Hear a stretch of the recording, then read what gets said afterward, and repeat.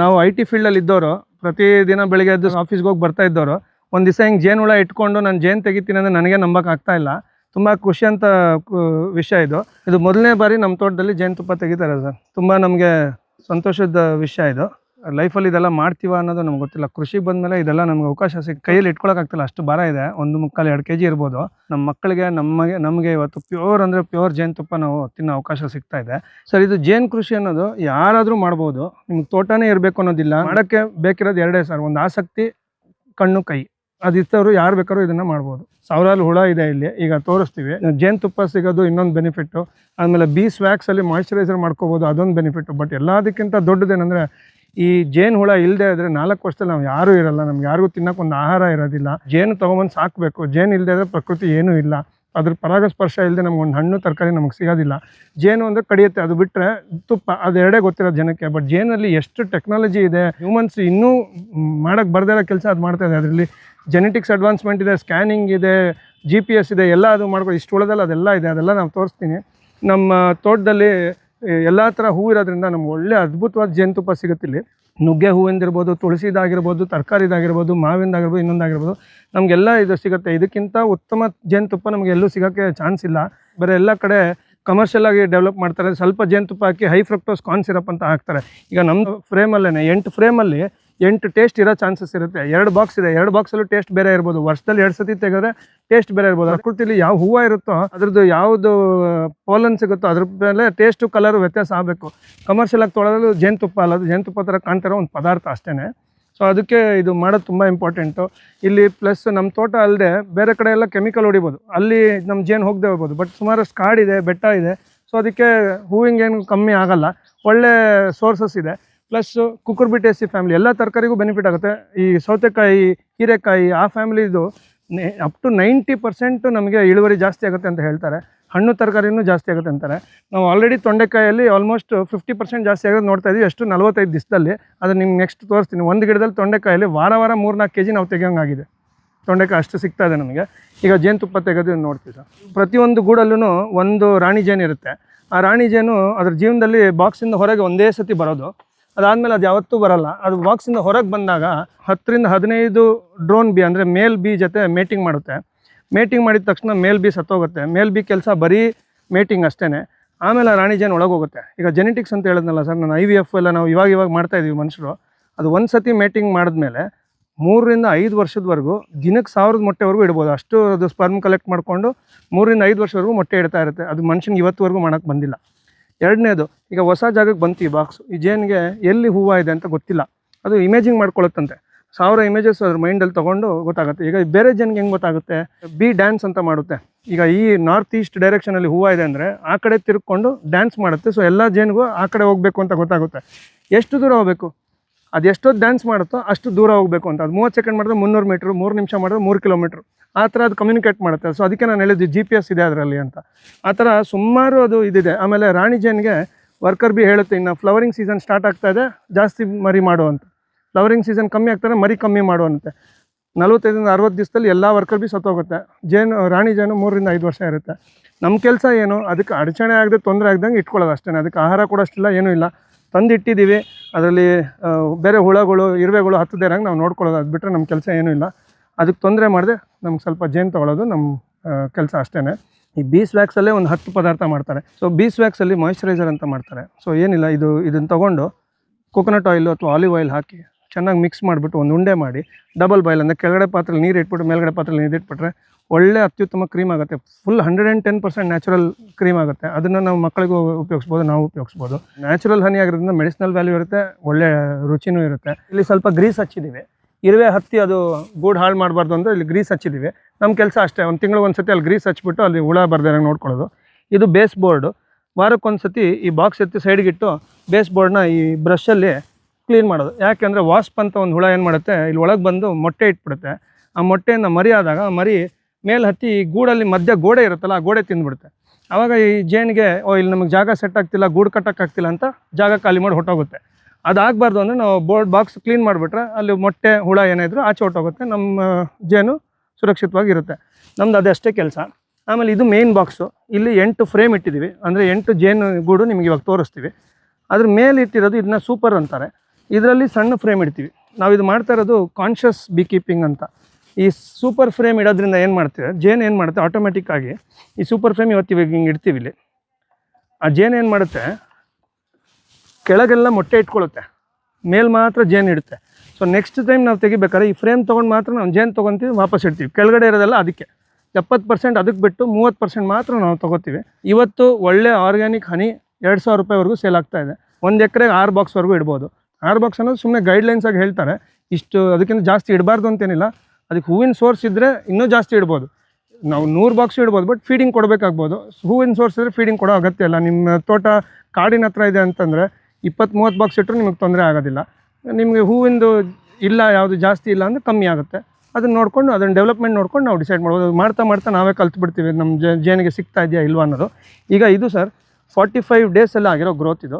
ನಾವು ಈ ಫ್ರೇಮ್ ಇನ್ನೂ ಟೈಮ್ ಬಂದಿಲ್ಲ ಅಂದ್ಕೊಂಡು ನಾವು ಇಡಲಿಲ್ಲ, ಆಗಲೇ ಇಷ್ಟ ಆಗಿದೆ. ಸೊ ಇದನ್ನು ತೆಗೆದು ಇವತ್ತು ನಮ್ಗೆ ಜೇನುತುಪ್ಪ ಸಿಗುತ್ತೆ, ಆಮೇಲೆ ಫ್ರೇಮ್ ಇಡ್ತೀವಿ ಸರ್. ಆಮೇಲೆ ಸಾಮಾನ್ಯವಾಗಿ ಎಲ್ಲ ಕಡೆ ಮಾರ್ಚ್ ಏಪ್ರಿಲ್ ಮೇ ಅಲ್ಲಿ ಜೇನುತುಪ್ಪ ತೆಗಿಬೋದು. ನಮ್ಮ ತೋಟದಲ್ಲಿ ಈ ಥರ ಬಾಕ್ಸ್ ಇದ್ದು ಅದು ಚೆನ್ನಾಗಿ ಡೆವಲಪ್ ಆಗ್ತಾರೆ. ವರ್ಷಕ್ಕೆ 3-4 ಸತಿ ತೆಗಿಬೋದು. ಪ್ರತಿ ಸತಿ ಅರ್ಧ kg, 3/4 kg, 1 kgವರೆಗೂ ತೆಗಿಬೋದು. 2 kg ಆ್ಯಾವ್ರೇಜಾಗಿ ಕಮ್ಮಿ ಅಂದರೆ 2 kg ಪ್ರತಿ ಬಾಕ್ಸಲ್ಲಿ ಬಂದೇ ಬರುತ್ತೆ. ಅದನ್ನು ನಾವು ಚೆನ್ನಾಗಿ ಮೇಂಟೈನ್ ಮಾಡಿ ಅದಕ್ಕೆ ತೊಂದರೆ ಆಗ್ದಂಗೆ, ನಾನು ಇಲ್ಲಿ ಇಟ್ಬಿಟ್ಟು ಹೊಟ್ಟೋಗ್ತೀನಿ, ಹುಳ ಹತ್ತರು ನಾನು ನೋಡ್ಕೊಳ್ಳಲ್ಲ ಅಂದರೆ ಅದು ಕಷ್ಟ ಆಗುತ್ತೆ. ಅಷ್ಟು ನಮ್ಮ ಜವಾಬ್ದಾರಿ. ವಾರಕ್ಕೆ 15 ನಿಮಿಷ ನಾವು ಖರ್ಚು ಮಾಡಿದ್ರೆ ಒಳ್ಳೆ ಜೇನುತುಪ್ಪ ಸಿಗುತ್ತೆ, ಒಳ್ಳೆ ಪರಾಗಸ್ಪರ್ಶ ಆಗುತ್ತೆ. ಇವಾಗ ನೀವೆಲ್ಲ ನಿಂತಿದ್ದೀರಾ, ಯಾರಿಗೂ ಏನೂ ಕಚ್ತಲ್ಲ. ನಾವು ಮುಟ್ಟೋದ್ರಿಂದ ನಾವು ಸೇಫ್ಟಿಗೆ ಹಾಕ್ಕೊಂಡಿದ್ದೀವಿ ಅಷ್ಟೇ. ಇದು ಕಚ್ಚಿದ್ರೂ ನೋವಾಗಲ್ಲ, ಇದು ಅಷ್ಟು ನೋವಾಗಲ್ಲ. ಇದು ಎಪಿಸ್ ಸೆರಾನಾ ಅಂತ. ಇದು ಸಣ್ಣ ಜೇನು, ಬೆಟ್ಟ ಹತ್ರ ಬಿಲ್ಡಿಂಗ್ ಹತ್ರ ಎಲ್ಲ ಬರೋದು ದೊಡ್ಡ ಜೇನು, ಅದು ಬೇರೆ. ಇದು ನಾವು ಇವಾಗ ತೆಗಿಬೇಕಾದ್ರೆ ಸ್ವಲ್ಪ ಅಗ್ರೆಸಿವ್ ಆದ್ರೂ ನಾವು ಅದಕ್ಕೆ ತೊಂದರೆ ಮಾಡಿದೆ. ಇಲ್ಲಿ ಕೆಳಗಿರೋ ಜೇನು ನಾವು ಒಂದು ಮುಟ್ತಾ ಇಲ್ಲ. ಈಗ ಅದಕ್ಕೆ ಆಹಾರ ಅದಕ್ಕೆ ಅಲ್ಲಿ ಬಿಟ್ಬಿಟ್ಟು ಎಕ್ಸ್ಟ್ರಾ ಮಾತ್ರ ನಾವು ತೊಗೊಳ್ತಾ ಇದ್ದೀವಿ. ಹೇಗಿರುತ್ತೆ ನೋಡೋಣ ಬನ್ನಿ. ಇದು ಮೇಲಿಂದು ಫ್ರೇಮ್ ಮಾತ್ರ ತೆಗಿತೀವಿ. ಈಗ ಇದು ಹಿಂಗೆ ಇಷ್ಟು ಬೇಗ ಕಟ್ಟುತ್ತೆ ಅಂತ ನಾವು ಎಕ್ಸ್ಪೆಕ್ಟ್ ಮಾಡಿರಲಿಲ್ಲ. ಅದು ಕಟ್ಟಿದೆ, ಫ್ರೇಮ್ ನಾವು ಕೊಟ್ಟಿಲ್ಲ, ಯಾಕಂದರೆ ನಾವು ಇಷ್ಟು ಬೇಗ ಕಟ್ಟುತ್ತೆ ಅಂತ ಗೊತ್ತಿರಲಿಲ್ಲ. ಈಗ ಅದು ಕಟ್ ಮಾಡಿ ತೊಗೊಳ್ತೀವಿ. ಆಮೇಲೆ ಮೇಲಿರೋ ಭಾಗದ್ದು ಬೀಸ್ ವ್ಯಾಕ್ಸ್ ಮತ್ತೆ ಕಟ್ ಮಾಡಿ ಈ ಸೂಪರ್ ಫ್ರೇಮಲ್ಲಿ ಸಿಕ್ಸಿ ಕೊಟ್ಟರೆ ಅದಕ್ಕೆ ಸ್ಟಾರ್ಟ್ ಆದಂಗೆ ಆಗುತ್ತೆ, ಬೇಗ ಇನ್ನೂ ಗೂಡು ಕಟ್ಟುತ್ತೆ. ಅದು ಕೆಳಗಡೆ ಇರೋ ಮಾತ್ರ ಜೇನು ನಾವು ತೊಗೊಳ್ತೀವಿ. ಈಗ ಲೈಟಾಗಿ ಗಾಳಿ ಊದಿದ್ರೆ ಅದು ಹಾರುತ್ತೆ. ಆಮೇಲೆ ಅದನ್ನು ಕಟ್ ಮಾಡಿ ನಾವು ತೊಗೊಳ್ತೀವಿ. ಅದಕ್ಕೆ ಗಾಳಿ ಹೊಡೆದು ಸ್ವಲ್ಪ ವಾರ್ನಿಂಗ್ ಕೊಡ್ತಾಯಿದ್ದೀವಿ ಅದು ಹೋಗಲಿ ಅಂತ. ಈಗ ಇದು ಕತ್ತರಿಲಿ ಫ್ರೇಮ್ ಮೇಲಿರೋದನ್ನು ಕಟ್ ಮಾಡ್ತಾ ಇದ್ದೀವಿ. ಕಟ್ ಮಾಡಿ ಇದು ನಾವು ತೆಕ್ಕೊಂಬಿಡ್ತೀವಿ ಫುಲ್ಲು.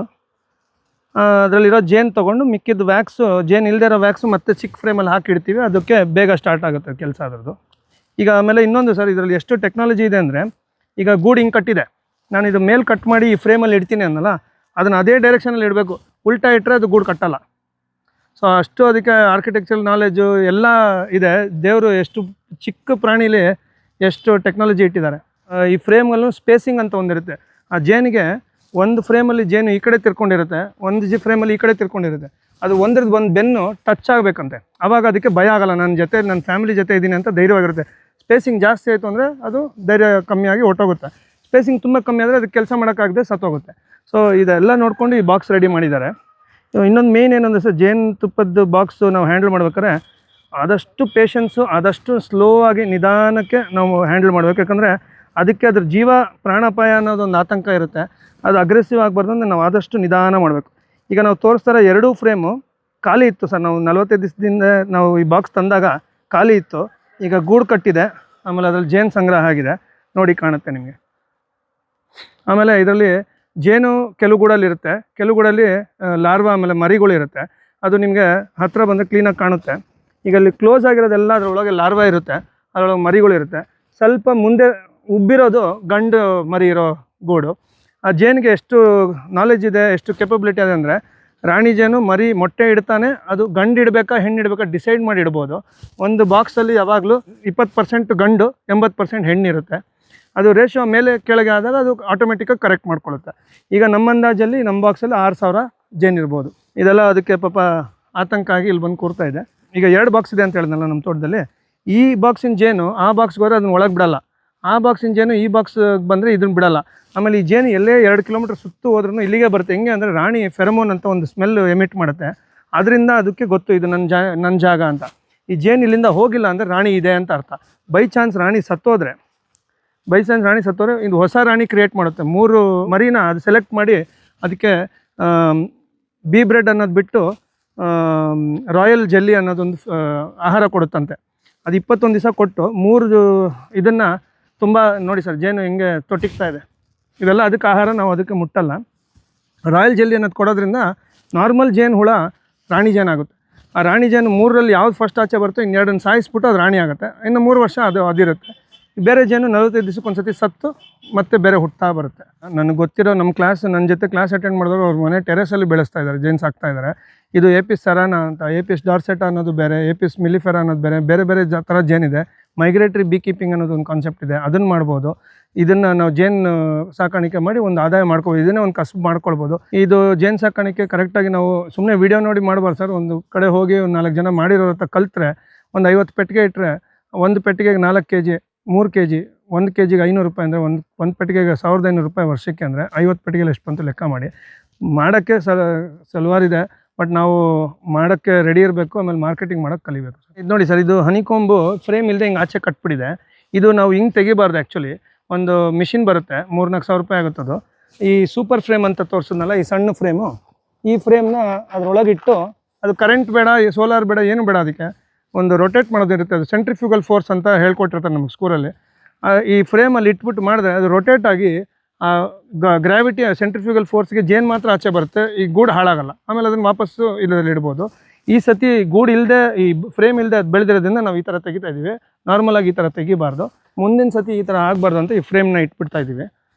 ಮುಂದಿನ ಸತಿ ಸುಲಭವಾಗಿ ನಾವು ಆ ಮೆಷಿನಲ್ಲಿ ಹಾಕಿ ತೆಗೆದುಬಿಡ್ಬೋದು. ಈಗ ಮೆಡಿಕಲ್ ಫೀಲ್ಡಲ್ಲೂ ಜೇನುದು ಉಪಯೋಗ ಇದೆ.